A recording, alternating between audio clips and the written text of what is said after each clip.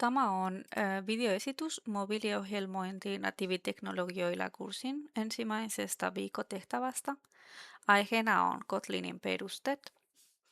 Se on yksinkertainen tuttu sovelluksen, jossa käyttäjä voi lisätä uusia tehtäviä, merkitä tehtäviä tehdyiksi, näyttää vain tehdyt tehtävät ja lajitella listan päivämäärän mukaan. Sovellus testataan Android Studion emulaattorilla, eli täällä. Show on nappi, näyttää vain tehdyt tehtävät. Se toimi. Sitten show all-napista voidaan katsoa listaa uudestaan.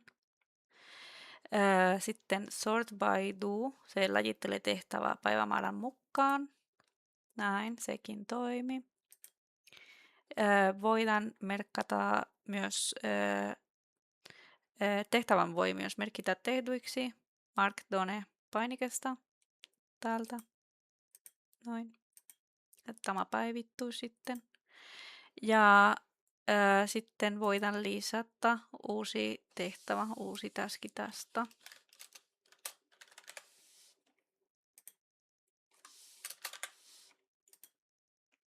Noin. Kiitos kun katsoit videon.